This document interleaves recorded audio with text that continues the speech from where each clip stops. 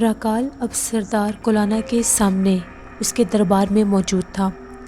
وہاں پر راکال کو زنجیروں میں جکڑا ہوا تھا اور اس کے آس پاس سردار کولانا کے کارہائے کھڑے ہوئے تھے۔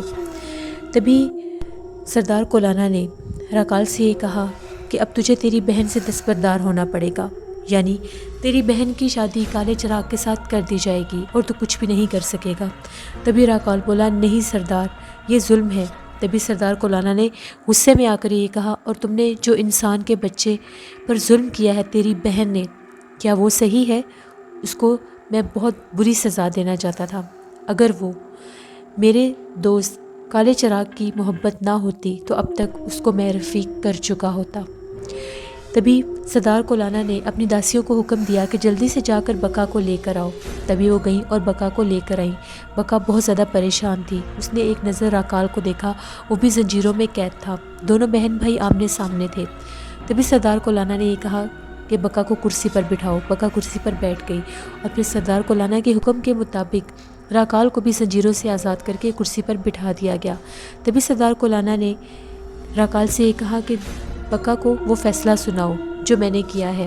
جیسے ہی راکال نے بتایا کہ تمہاری شادی آج رات دیوا کالی کے ستون کے تلے ہو جائے گی کالے چراغ کے ساتھ، تو یہ سنتے ساتھ بکا چلانے لگی اور کہنے لگی، نہیں، یہ نہیں ہو سکتا، یہ ظلم ہے، بہت بڑا ظلم ہے، میں اسے قبول نہیں کرتی۔ تبھی سردار کولانا نے دونوں بہن بھائیوں کو غصے سے یہ کہا کہ جو فیصلہ میں کر لیتا ہوں وہ سورج کی طرح اٹل ہوتا ہے، اسے کوئی بھی بدل نہیں سکتا۔ تبھی داسیوں کو حکم دیا گیا کہ وہ جلدی سے بکا کو لے جائیں اور شادی کی تیاری شروع کر دیں۔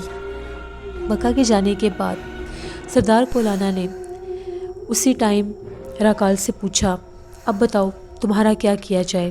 جو کچھ تم نے کیا ہے اس کی سزا بہت بڑی ہے۔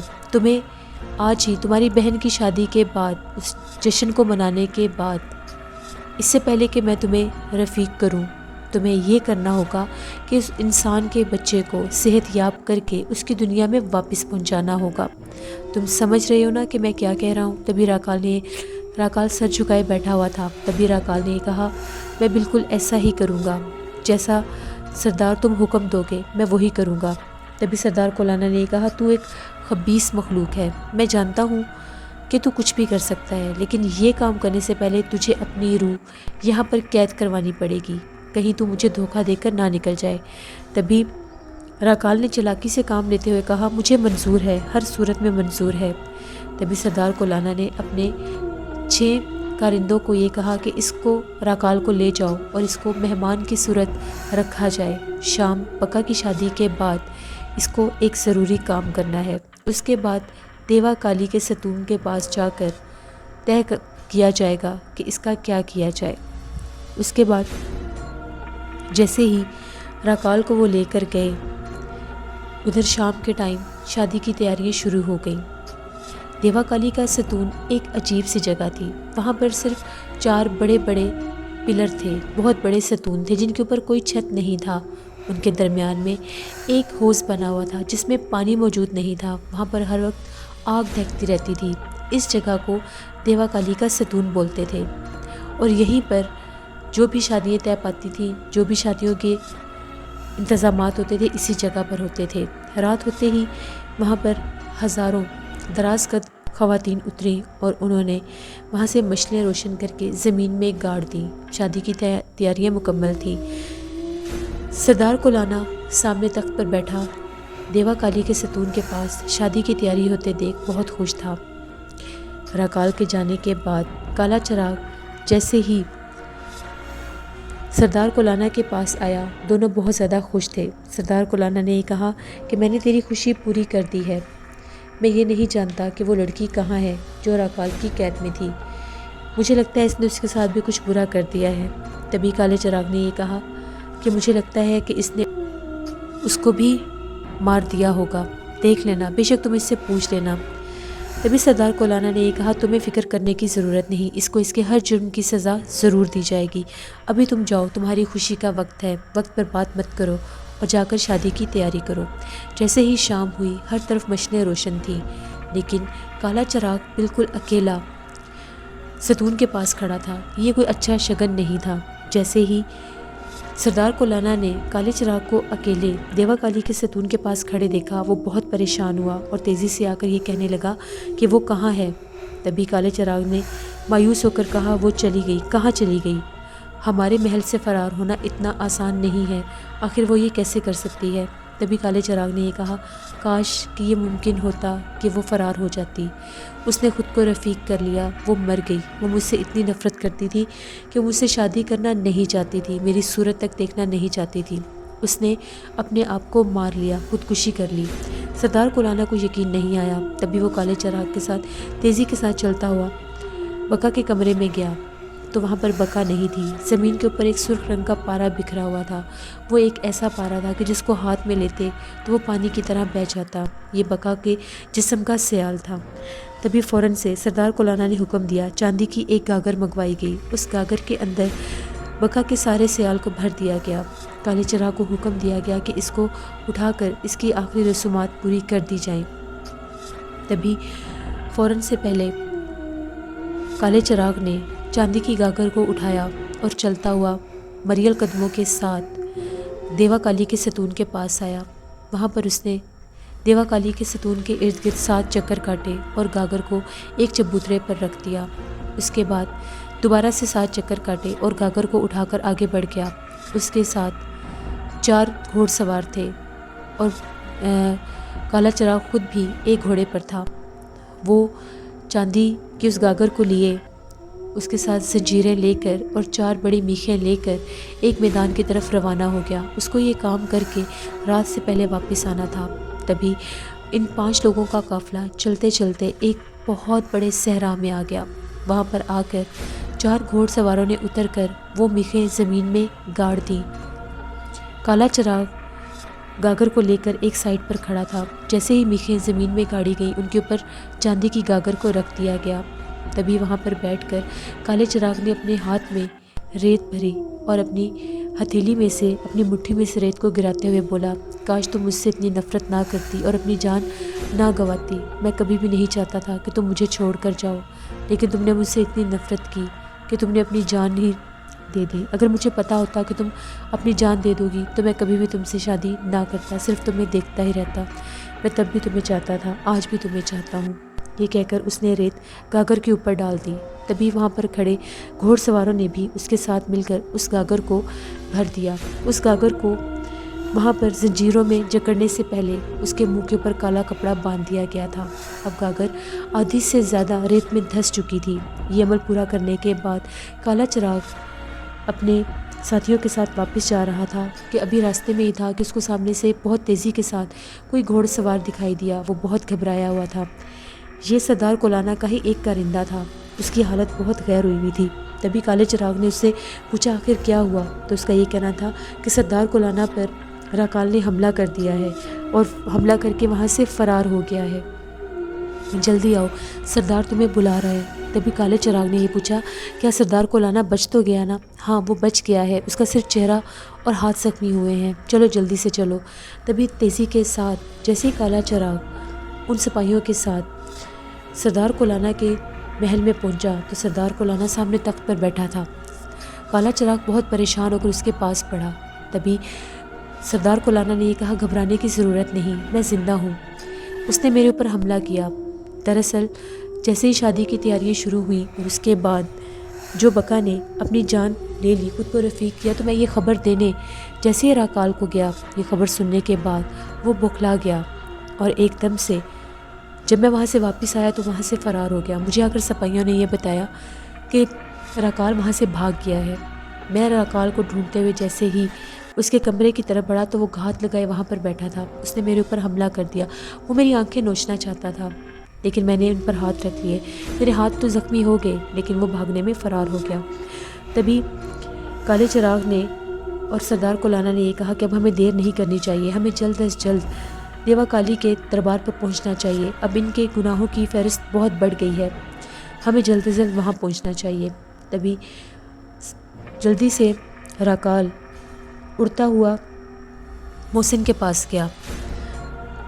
جیسے ہی وہ محسن کے پاس گیا، محسن اس وقت اپنی جھونپڑی میں سو رہا تھا۔ اس کے کام ہی کیا تھے، یا کھانا کھانا اور کھانا کھانے کے بعد سو جانا۔ ابھی محسن کھانا کھا کر سویا ہی تھا کہ وہ اڑتا ہوا جھونپڑی کے اوپر آ کر بیٹھا۔ محسن کو ایک زوردار جھٹکا لگا، اسے ایسے لگا کہ کوئی بہت بڑا پرندہ اس کے سینے کے اوپر آ کر بیٹھ گیا ہے۔ جیسے گھبراہٹ سے اس کی آنکھ کھلی، اس نے دیکھا جھونپڑی میں کوئی پرندہ نہیں تھا۔ محسن بہت خوش تھا کہ اس کے دونوں محافظوں سے جان چھوٹ گئی، الو بھی مر گیا اور سانپ بھی مر گیا۔ تو پھر یہ پھڑپھڑانے کی آواز کیسی تھی اور میرے سینے پر بوجھ کیسا تھا؟ محسن اپنا وہم کرنے کے لیے جھونپڑی سے باہر نکلا تو راکال اڑ کر جھونپڑی کے پیچھے چلا گیا۔ محسن جھونپڑی سے باہر نکل کر جیسے ہی جھونپڑی کے پیچھے گیا تو راکال اڑتا ہوا جھونپڑی میں داخل ہو گیا۔ محسن نے جب باہر کسی پرندے کو نہ پایا تو مایوس ہو کر اندر آیا۔ جیسے ہی اندر داخل ہوا، جھونپڑی میں راکال موجود تھا اور وہ بری طرح سے ہانپ رہا تھا۔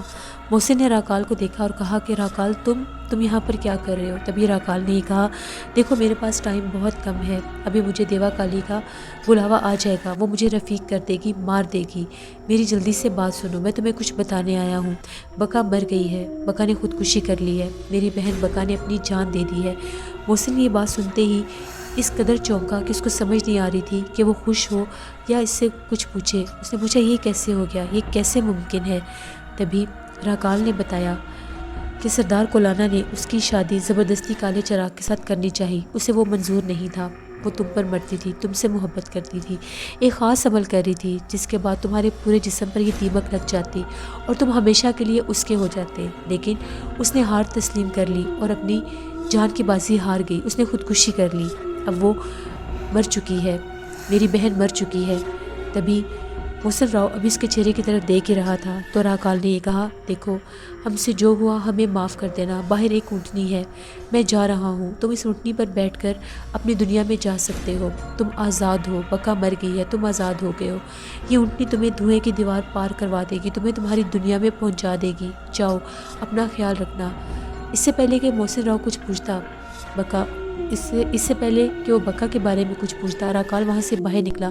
محسن راؤ جب باہر پہنچا تو راکال وہاں پر موجود نہیں تھا، وہ غائب ہو چکا تھا۔ محسن راؤ کو بالکل بھی سمجھ نہیں آئی کہ ایک دم پلک جھپکتے وہ کیسے غائب ہو گیا، لیکن اس کو کچھ شعلے اڑتے ہوئے محسوس ہوئے۔ وہ دیوا کالی کے ہی کارندے تھے جنہوں نے راکال کو قید کر لیا تھا۔ محسن راؤ نے دیکھا باہر ایک اونٹنی تھی، تبھی سے یقین آ گیا کہ راکال جو کہہ کر گیا تھا وہ ٹھیک ہے۔ اس نے جلدی سے اپنا تھوڑا سا سامان سمیٹا اور اس کے بعد وہاں سے نکلنا ہی ضروری سمجھا۔ وہ تو یہاں پر تڑپ رہا تھا کہ کب یہاں سے باہر نکلے گا۔ جیسے ہی محسن راؤ اونٹنی پر بیٹھا، اونٹنی نے ہوا کے گھوڑوں پر رفتار پکڑ لی اور تیزی کے ساتھ ہوا میں اڑنے لگ گئی۔ محسن راؤ کو خود پتہ نہیں تھا کہ اونٹنی اس کو کہاں پر لے کر جا رہی ہے۔ دوسری جانب راکال کو جکڑ کر دیوا کالی کے سامنے پیش کیا گیا۔ دیوا کالی کا جو ستون تھا، دیوا کالی کا اب دربار بھی بالکل ویسا ہی تھا۔ ایک بہت بڑا سنگ مرمر کا چبوترا تھا جس کے آس پاس سینکڑوں کی تعداد میں سنگ مرمر کے بہت بڑے ستون تھے۔ جو چبوترا تھا سنگ مرمر کا، اس کے اوپر ایک بہت بڑی سونے کی شمع لگی ہوئی تھی جس کی لو بہت بڑی تھی، یہی دیوا کالی تھا۔ اور اس کے چرنوں میں کالا چراغ اور سردار کولانا سر جھکائے بیٹھے تھے۔ تبھی ایک بہت بڑے قد والا شخص اندر داخل ہوا اور اس نے ایک ستون کے اوپر آ کر کالی چادر میں لپٹی کوئی چیز رکھ دی، اور جیسے ہی دیوا کالی کا حکم ہوا اس چادر کو ہٹایا گیا تو وہاں پر ایک پنجرا تھا، اس پنجرے میں ایک ٹانگ والا الو تھا۔ تبھی دیوا کالی نے کرخت لہجے میں یہ کہا، تیری ہمت کیسے ہوئی دھوکہ دینے کی؟ تو نے دھوکہ دیا، تو نے اور تیری بہن نے ظلم کیا۔ تیری بہن تو رفیق ہو گئی، اب تیرا رفیق ہونا بھی اٹل ہے۔ مجھے یہ بتا کہ تو خود رفیق ہوگا یا تجھے رفیق کیا جائے؟ تبھی جلدی سے راکال بولا، میں تیار ہوں، میں حاضر ہوں، مجھے پتا ہے کہ مجھے زندہ نہیں چھوڑا جائے گا، مجھے رفیق کر دو۔ تو اپنے ہاتھوں مرنا پسند کرے گا یا تجھے مارا جائے؟ تبھی راکال نے یہ کہا، نہیں، میں اپنے ہاتھوں نہیں مر سکتا، مجھے مار دیا جائے۔ تبھی دیوا کالی نے حکم دیا اپنی ایک داسی کو، ہر ستون کے ساتھ ایک داسی رہتی تھی۔ تبھی وہ داسی جلدی سے آگے بڑھی، اس نے پنجرا کھولا اور اس میں سے کھینچ کر الو کو باہر نکالا اور چلتی ہوئی سیڑھیاں چڑھ کر چبوترے کے پاس اس شمع کے پاس آئی۔ وہاں پر اس نے الو کے دونوں بازو توڑ کر اس کو شمع کے نیچے رکھ دیا۔ شمع کے اوپر سے موم پگھلی اور الو کے اوپر گری۔ اس کے اوپر اس طرح سے وہ موم جم گئی جیسے وہ برف کا الو ہے۔ تبھی دیوا کالی کے حکم کے مطابق داسی نے جلدی سے اس کو اٹھایا اور کالے چراغ اور سردار کولانا کے سامنے لے کر گئی۔ انہوں نے تصدیق کی، الو منجمد ہو چکا تھا۔ تبھی داسی کو حکم دیا کہ اس کو جا کر واپس پنجرے میں رکھے اور مخصوص رقص شروع کیا جائے۔ تبھی وہاں پر ستون کے پاس موجود ہر داسی نے رقص شروع کر دیا۔ تھوڑی ہی دیر کے بعد ایک آواز گونجی۔ ان کے لہراتے ہوئے جسم سرخ لباس میں کداور عورتوں کے لہراتے جسم تلواروں کی طرح چمک رہے تھے۔ رقص بند ہو گیا۔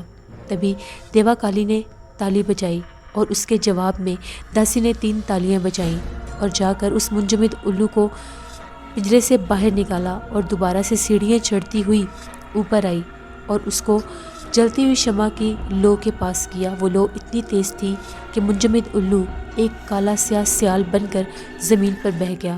تبھی داسی کو حکم دیا گیا کہ چاندی کی گاگر کو لے کر آئے اور سارا سیال اس میں بھر دے۔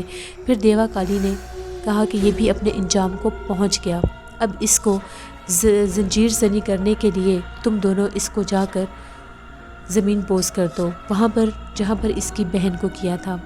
تبھی سردار کولانا نے اور کالے چراغ نے اس چاندی کی گاگر کو اٹھا لیا اور وہاں سے باہر نکل آئے۔ دوسری جانب ایک دم سے محسن راؤ کو اندھیرا سا محسوس ہوا۔ وہ اندھیرا بہت عجیب تھا۔ محسن راؤ یہ سمجھا کہ شاید ابھی سفر ختم ہو جائے گا، لیکن کافی سفر طے کرنے کے بعد اس نے خود کو ایک صحرا میں پایا۔ وہ ایک بہت بڑے ریت کے ٹیلے کے سامنے کھڑا تھا۔ اونٹنی وہاں پر آ کر رک گئی۔ محسن راؤ کو سمجھ نہیں آئی کہ یہ اونٹنی ابھی تک صحرا میں کیوں ہے۔ راکال نے تو یہ کہا تھا کہ دھوئیں کی دیوار کو پار کر کے تمہیں تمہاری دنیا میں پہنچا دے گی، لیکن میں تو ابھی تک صحرا میں ہی ہوں، اور یہ سامنے کون سی جگہ ہے۔ جیسے ہی محسن راؤ نے سامنے دیکھا، ریت کے ٹیلے کے پاس چاندی کی ایک گاگر تھی جو مخصوص انداز میں میخوں کے درمیان میں رکھی ہوئی تھی۔ اس کے منہ کے اوپر کالا کپڑا باندھا ہوا تھا۔ تبھی محسن راؤ نے یہ سمجھا، لگتا ہے صحرا میں خزانہ ہے، یہ اونٹنی اسی لیے یہاں پر رکی ہوگی۔ لگتا ہے یہ اونٹنی مجھے مالا مال کرنا چاہتی ہے، یہ خزانہ اس کو نظر آیا ہوگا، اسی لیے یہاں پر رکی ہوگی۔ لگتا ہے قسمت مجھ پر مہربان ہو گئی ہے۔ جیسے محسن راؤ نے پیچھے پلٹ کر دیکھا تو اونٹنی غائب ہو چکی تھی۔ محسن راؤ کی ہوائیں اڑ گئیں، یہ اونٹنی کہاں پر گئی؟ ایسے لگ رہا تھا کہ جیسے اونٹنی کو ایک دم پلک جھپکتے کسی نے غائب کر دیا۔ اونٹنی کے یہاں پر دوڑنے کے نشان تو تھے، لیکن جانے کے نشان نہیں تھے۔ محسن راؤ نے سوچا کہ اب میں کیا کروں گا، میں تو یہاں پر بھٹک کر رہ جاؤں گا۔ میں تو کب سے اس تلاش میں تھا کہ اس صحرا سے باہر نکل سکوں، آخر کیا ہوگا۔ تبھی محسن راؤ کے تجسس نے اس کو پیچھے ہٹنے نہ دیا۔ اس نے یہ کہا کہ کیوں نہ میں جا کر چاندی کے اس مٹکے کو ایک دفعہ کھول کر دیکھوں کہ اس میں کتنا خزانہ ہوگا۔ تبھی سہمے سہمے قدموں کے ساتھ ڈرتے ڈرتے جیسے ہی محسن راؤ چاندی کے اس مٹکے کے پاس پہنچا تو اس کے اوپر جو کالے رنگ کا کپڑا باندھا ہوا تھا اس کو کھولنا کوئی مشکل نہیں تھا۔ اس نے جلدی سے اس کالے رنگ کے کپڑے کو جیسے ہی کھولا، اس کی گرہ کھول کر اس کو ہٹایا کہ جھانک کر دیکھے اس کے اندر کیا ہے۔ جیسے ہی محسن راؤ نے جھانک کر اندر دیکھا، یہ اس کا سب سے بڑا قصور بن گیا۔ اس کے اندر سے ہزاروں لاکھوں کی تعداد میں سرخ جسم والی، سنہری پروں والی شہد کی مکھیاں باہر نکلیں اور انہوں نے فوراً سے محسن راؤ کے اوپر حملہ کر دیا۔ محسن راؤ کے پورے چہرے پر چمٹ گئی، اس طرح سے اس کا چہرہ نظر نہیں آ رہا تھا۔ محسن راؤ چیخ رہا تھا، اس کے چہرے کے اوپر سوئیوں کی طرح وہ اپنے ڈنک مار رہی تھی، یہاں تک کہ دیکھتے ہی دیکھتے لاکھوں کی تعداد میں شہد کی مکھیوں نے محسن راؤ کا پورا جسم دبوچنا شروع کر دیا۔ ان مکھیوں نے اس کو مار کر ہی سانس لینا تھا۔ آج محسن راؤ کی موت پکی تھی۔ جاتے جاتے بھی راکال نے اس کو دھوکہ دے ہی دیا، جاتے جاتے بھی اس نے اپنی خباثت دکھا دی، جاتے جاتے بھی وہ محسن راؤ کو موت کی گھاٹ اتار گیا اپنی بہن کا بدلہ لینے کے لیے۔ دوسری جانب کالا چراغ اور سردار کولانا تیزی کے ساتھ راکال کی سیال کو لے کر آ رہے تھے کہ اس کو بھی وہیں پر اس کی بہن کے پاس ہی دفنا دیا جائے۔ ابھی وہ تھوڑے ہی پاس پہنچے تھے، جیسے ہی قریب آئے ان کو مٹی اڑتی ہوئی نظر آئی۔ انہیں سمجھ نہیں آئی کہ یہ سب کیا ہے۔ جب قریب پہنچے تو بکا کی گاگر کا منہ کھلا ہوا تھا اور پاس ہی کوئی انسانی وجود تھا جس کے اوپر لاکھوں کی تعداد میں مکھیاں تھیں جو اس کو بھنبوڑ بھنبوڑ کر کھا رہی تھیں۔ وہ دونوں سہم گئے، ان کے پیچھے 5 گھوڑے سوار بھی تھے۔ تبھی ایک دم سے کالے چراغ نے یہ کہا کہ اس کا منہ کس نے کھولا ہے؟ تبھی سردار کولانا نے یہ کہا لگتا تو کوئی انسان ہے، آخر کوئی انسان یہاں پر کیسے آ سکتا ہے، کوئی انسان ہی یہ حرکت کر سکتا ہے کہ کھول کر دیکھ سکے اس کے اندر کیا ہے۔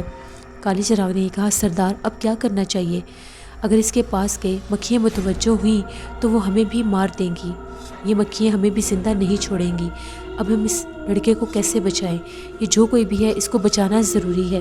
سردار کولانا نے یہ کہا کہ جتنی جلدی ہو سکے اس کو بچا لیں گے۔ کالے چراغ نے یہ کہا کہیں یہ مر تو نہیں گیا؟ تبھی سردار کولانا نے یہ کہا اگر یہ مر چکا ہوتا تو مکھیاں اس کے جسم پر نہ ہوتی، ابھی اس میں سانسیں باقی ہیں، جتنی جلدی ہو سکے، لوہے کو لوہا ہی کاٹ سکتا ہے، ہمیں مکھیوں کا انتظام کرنا ہوگا جو ان مکھیوں کو مار دیں۔ تبھی کالے چراغ نے یہ کہا کہ یہ کیسے ممکن ہے؟ سردار کولانا نے یہ کہا کہ جلدی سے راکال کے سیال کی گاگر کا منہ کھول دو، اس میں سے بھی ایسی ہی مکھیاں نکلیں گی، کیونکہ ابھی کالے چراغ نے جا کر جیسے ہی بکا کی گاگر میں جھانک کر دیکھا تھا وہ خالی تھی، اس کا مطلب یہ تھا کہ مکھیاں اس کے اندر سے نکلی تھیں۔ تبھی بڑی احتیاط کے ساتھ کالے چراغ نے انہی مکھیوں کے قریب جو موسی راؤ کے جسم پر چمٹی ہوئی تھیں وہاں پر بیٹھ کر بڑی احتیاط سے راکال کی گاگر کا منہ بھی کھول دیا، اس میں سے منہ کھلتے ہی وہ پیچھے ہٹ گیا، وہاں سے لاکھوں کی تعداد میں کالے رنگ کی مکھیاں باہر نکلیں اور انہوں نے سرخ مکھیوں کے اوپر حملہ کر دیا جو موسی راؤ کے جسم کے اوپر چمٹی ہوئی تھیں۔ دیکھتے ہی دیکھتے ان سب نے مل کر ان سارے سرخ مکھیوں کو مار دیا اور وہ ایک ایک کر کے ریت کے اوپر گرنے لگ گئیں۔ اب کالی مکھیاں جو تھیں وہ ابھی اس تیاری میں تھیں کہ گول گول چکر کاٹ کر وہ موسی راؤ کے جسم کے اوپر چمٹیں اور اس کا رہتا سہتا ماس بھی کھا جائیں۔ ایک دم سے وہ سرخ رنگ کے سیال میں بدل کر موسی راؤ کے جسم کے اوپر گرنے لگی۔ موسی راؤ کا پورا جسم اس طرح سے ڈھک گیا جیسے اس کے اوپر سرخ رنگ کے سیال کی کھال آ گئی ہو۔ جیسے ہی موسی راؤ کے جسم کے اوپر کالی مکھیوں کے سرخ سیال کی کھال آئی اس کو اپنے جسم میں سکون محسوس ہونے لگ گیا۔ پہلی مکھیوں کے کاٹنے کی جو جلن اور آگ اس کے جسم میں لگی ہوئی تھی، جو زخم اس کے جسم پر لگے ہوئے تھے وہ بھرنے لگ گئے۔ دور سردار کولانا اور کالا چراغ یہ نظارہ دیکھ رہے تھے۔ تقریباً تھوڑی ہی دیر میں موسی راؤ کو ایسا لگا جیسے اس کے جسم کے اوپر کوئی برف رکھ دی گئی ہو اور اس کے جسم کے سارے زخم بھرنے لگ گئے۔ تھوڑی ہی دیر میں وہ اٹھ کر کھڑا ہو گیا، اس کو اپنے جسم میں کوئی بھی نکاہت محسوس نہیں ہو رہی تھی، اب اس کا جسم پوری طرح سے تر و تازہ اور صحت مند ہو گیا تھا، اسے بالکل بھی کمزوری محسوس نہیں ہو رہی تھی۔ جیسے ہی وہ کھڑا ہوا اس کے جسم کے اوپر سے وہ سرخ کھال نیچے گرنے لگ گئی اور ریت میں اس طرح سے جذب ہونے لگ گئی کہ جیسے ریت کے ایک ایک ذرے نے اس کو چوس دیا ہو، یہاں تک کہ وہاں پر کسی کالی اور کسی سرخ مکھی کا نام و نشان بھی موجود نہیں تھا۔ موسی راؤ نے جیسے ہی دور کھڑے دیکھا اس نے کالے چراغ کو پہچان لیا۔ کالے چراغ کے منہ سے نکلا محسن تم؟ تبھی کالے چراغ نے موسی راؤ کو دیکھا اور موسی راؤ نے کالے چراغ کو دیکھ کر کہا، کالے چراغ سے مخاطب ہو کر تم یہاں کیا کر رہے ہو؟ تبھی اس نے ساتھ والے انسان کو دیکھا جو دیکھنے میں ہی ایک سردار لگ رہا تھا۔ تبھی کالے چراغ نے یہ کہا ابھی تمہیں بتاتے ہیں کہ ہم لوگ یہاں پر کیوں آئے ہیں۔ دراصل ہم لوگ یہاں پر راکال کو دفنانے کے لیے آئے تھے۔ یہ جو گاگر تم نے کھول کر دیکھی ہے یہ بکا کی گاگر تھی جس میں اس کے رفیق ہونے کا سیال موجود تھا، ان دونوں کو ہمیشہ کے لیے یہاں پر زنجیر کرنا تھا، میں نہیں سمجھا کہ تم یہاں پر کیسے آئے ہو۔ تبھی پہلے موسی راؤ نے بکا کے مرنے کی تصدیق چاہی، جس پر کالے چراغ نے یہ بتایا کہ میری شادی اس کے ساتھ کر رہے تھے، وہ مجھ سے اتنی نفرت کرتی تھی کہ اس نے اپنی جان دے دی، یہ بات سچ ہے کہ بکا مر چکی ہے اور اس کے بعد راکال بھی۔ تبھی ایک دم سے کالے چراغ نے پوچھا تم یہاں پر کیسے آئے؟ تو موسی راؤ نے بتایا کہ ایک دفعہ بھیڑیوں سے زخمی ہو کر راکال میری جھونپڑی کے باہر زخمی حالت میں پڑا تھا، تو میں اس کو اٹھا کر اپنی جھونپڑی میں لے گیا تھا، وہاں پر اس نے مرے ہوئے الو کے ساتھ اپنے جسم کا علاج کیا تھا، جس کے بعد وہ مجھے وہاں سے دھوکہ دے کر نکل گیا۔ اس نے مجھے بتایا تھا کہ اس نے میری بہن تانیہ کو مار دیا ہے، اس نے اس کو چائے وفات کنویں میں پھینک دیا ہے، میری بہن کو بھی اس نے موت کی گھاٹ اتار دیا۔ یہی بتانے کے لیے آج وہ مجھے یہاں پر آیا تھا اور اس نے مجھے یہ کہا کہ باہر ایک اونٹنی تیار ہے، تم اس پر بیٹھ کر اپنی دنیا میں جا سکتے ہو، دھوئیں کی ایک دیوار ہوگی جو تم عبور کر جاؤ گے، لیکن میں نہیں جانتا تھا کہ وہ اونٹنی مجھے یہاں پر لے کر کیوں آئی۔ تبھی کالے چراغ نے یہ کہا کہ اس نے تمہیں آخری وار کیا تھا، آخری بار بھی وہ تمہیں دھوکہ دے کر گیا تھا، وہ ایک خبیث روح تھی، ایسی خبیث مخلوق تھی جو جاتے جاتے بھی اپنی خباثت پھیلا گیا، لیکن تم نہیں جانتے کہ جو ہوتا ہے اچھے کے لیے ہی ہوتا ہے، تم اب بالکل ٹھیک ہو، تمہارے چہرے پر لگی دیمک بھی ختم ہو چکی ہے، چاہو تو اس کو دیکھ سکتے ہو، تمہارے اوپر کیا ہوا بقا کا سارا جادو ختم ہو چکا ہے۔ موسی راؤ کو اس بات کا یقین ہی نہیں آ رہا تھا کہ وہ بالکل تندرست اور اسی طرح سے خوبصورت اور توانا ہو چکا ہے۔ اس نے ڈرتے ڈرتے اپنے چہرے پر ہاتھ لگایا تو وہ دیمک غائب ہو چکی تھی۔ موسی راؤ بہت خوش تھا، اس نے بہت زیادہ شکر گزاری انداز میں کالے چراغ کا شکریہ ادا کیا۔ تبھی کالے چراغ نے کہا، میرا نہیں، میرے سردار کا شکریہ ادا کرو، جس کے مشورے پر میں نے راکال کی گاگر کا منہ کھولا تھا اور کالی مکھیوں نے تمہیں ان سرخ مکھیوں سے بچا لیا، ورنہ آج تمہاری موت طے تھی۔ تبھی سردار کولانا نے کہا، چلو بستی واپس چلتے ہیں۔ کالے چراغ نے سردار کولانا سے یہ کہا کہ آخر اس کا کیا کریں۔ سردار کولانا نے جیسے موسی راؤ کی طرف دیکھا، اس نے یہ کہا کہ ابھی اس کو ساتھ ہی لے آؤ، پھر دیکھتے ہیں کہ اس کا کیا کرنا ہے، لیکن جانے سے پہلے ان دونوں شیطانوں کی گاگر میں ریت کو بھر دو اور ان کو دفنا دو۔ تبھی کالے چراغ نے کہا، جی ٹھیک ہے۔ کالا چراغ فوراً سے آگے بڑھا اور اس نے فرما برداری کے انداز میں ان دونوں گاگروں میں ریت بھر دی، اور پھر گھوڑ سواروں کو حکم دیا گیا کہ اس کے اوپر ایک ریت کا ٹیلا کھڑا کر دیں۔ گھوڑ سواروں نے پلک چھپکتے اس کے اوپر ریت کا ایک بہت بڑا ٹیلا کھڑا کر دیا۔ ہمیشہ ہمیشہ کے لیے دونوں شیطان زمین بوس ہو گئے۔ اس کے بعد کالے چراغ نے سردار کولانا سے یہ کہا، بستی میں ہم اس کو نہیں لے جا سکتے، وہاں پر خطرہ ہے۔ تبھی سردار کولانا نے یہ کہا، ٹھیک ہے، اس کو خواب محل پہنچا دو، لیکن بڑی احتیاط کے ساتھ، خیال رکھنا کوئی دیکھ نہ لے۔ تبھی کالے چراغ نے یہ کہا کہ ٹھیک ہے، میں اس کو خواب محل میں لے جاتا ہوں، آپ اپنے دربار پر چلیے، میں وہاں پر آتا ہوں۔ تبھی سردار کولانا نے یہ کہا کہ ٹھیک ہے۔ سردار کولانا اپنے کھنڈر کی طرف چلا گیا جہاں پر اس کا دربار تھا، اور کالا چراغ موسی راؤ کو اپنے ساتھ لیے اسی خواب محل میں لے کر آیا جہاں پر اس نے تانیہ کو رکھا تھا۔ وہ چلتے چلتے ایک کھنڈر کے پاس پہنچے۔ تبھی سیڑھیاں اتر کر موسی راؤ کالے چراغ کے ساتھ جیسے سیڑھیوں سے نیچے آیا تو آگے ایک بہت بڑا سرسبز باغ تھا جس میں ایک بہت بڑا فوارہ لگا ہوا تھا۔ اس کے بعد چلتے چلتے وہ دونوں اس محل میں پہنچ گئے جہاں پر تانیہ رکی تھی۔ اسی کمرے میں کالا چراغ موسی راؤ کو لے کر آیا۔ موسی راؤ نے بہت زمانوں کے بعد یہ سب دیکھا تھا۔ وہ تو کئی سالوں سے بھٹک رہا تھا اس صحرا میں جہاں پر وہ ایک عذاب میں مبتلا تھا۔ یہ سب دیکھ کر وہ حیران ہو گیا، وہ کچھ بھی بول نہیں پا رہا تھا، کچھ بھی پوچھ نہیں پا رہا تھا۔ تبھی کالے چراغ نے موسی راؤ سے یہ کہا، تم یہاں پر محفوظ ہو، لیکن ایک بات کا خیال رکھنا، میرے جانے کے بعد تم دروازہ کھول کر باہر نہیں دیکھو گے، چاہے کوئی بھی آواز آئے، کوئی بھی آہٹ محسوس ہو، تم نہیں جاؤ گے۔ تبھی موسی راؤ نے یہ کہا، ٹھیک ہے، میں تمہارے لوٹنے کا انتظار کروں گا۔ تبھی کالے چراغ نے یہ کہا، تم ہاتھ منہ دھو کر ابھی فریش ہو جاؤ، تمہارے لیے ابھی گرم کھانا لے کر آتا ہوں۔ موسی راؤ بہت تھکا تھا اور بھوکا بھی تھا۔ جیسے ہی وہ اس محل کے کمرے کے باتھ روم میں گیا، وہاں پر چاروں طرف شیشے تھے۔ ان کو دیکھ کر وہ حیران ہو گیا۔ یہ شیشے زمین پر بھی شیشے تھے، چھت پر بھی شیشے تھے، چاروں طرف شیشے تھے۔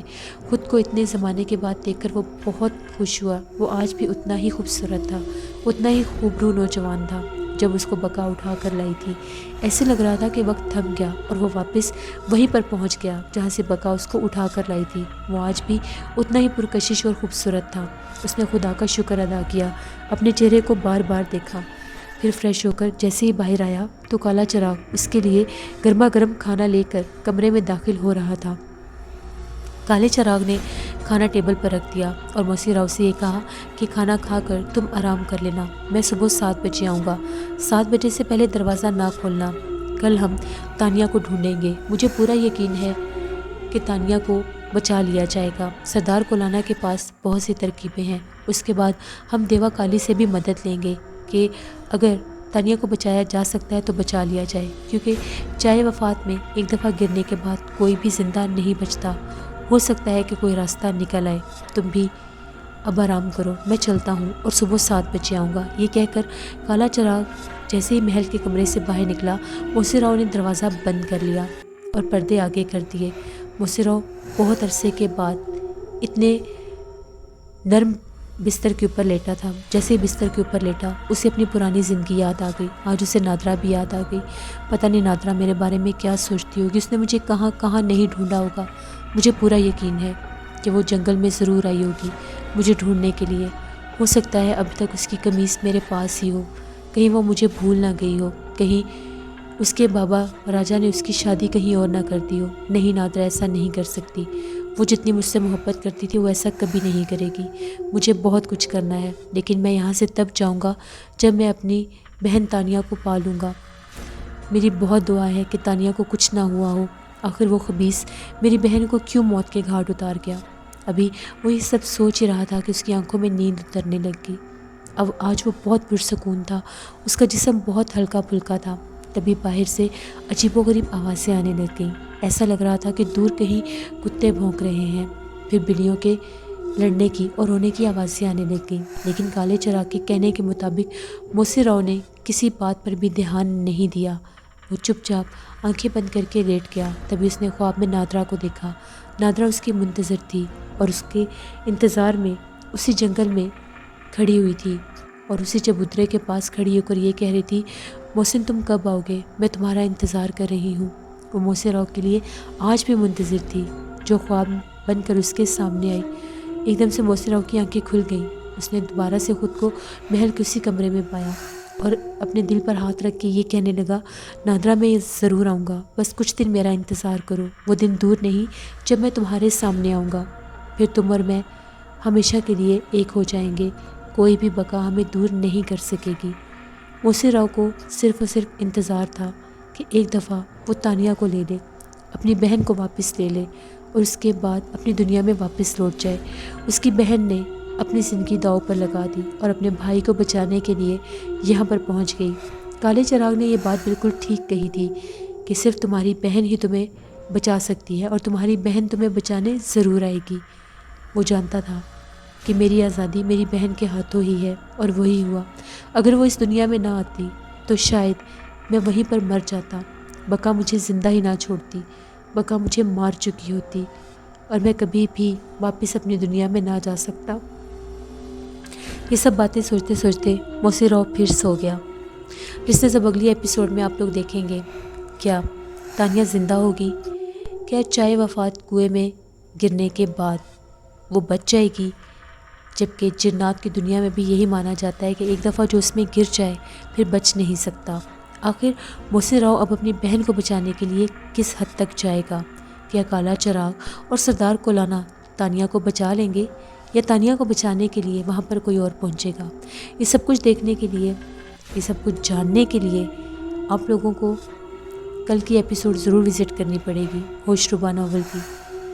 اپنا بہت سا خیال رکھیے گا، اپنا فیڈ بیک مجھے ضرور دیں، آپ لوگوں کو ہوش ربا ناول کیسا لگ رہا ہے۔ بس ابھی یہ ناول میکسیمم میں 12 ایپیسوڈ میں اس کو کمپلیٹ کر دوں گی، اور اس کے بعد ایک اور ناول میں آن ایئر کروں گی جو بہت زیادہ انٹرسٹنگ ہوگا۔ جن لوگوں نے ابھی تک ہارر اردو سینٹر کو سبسکرائب نہیں کیا، ہارر اردو سینٹر کو ضرور سبسکرائب کریں۔ یہاں پر آپ لوگوں کے لیے اسی طرح سے انٹرسٹنگ ناولز میں لے کر آتی رہوں گی۔ Thank you for watching, stay blessed, اللہ نگہبان۔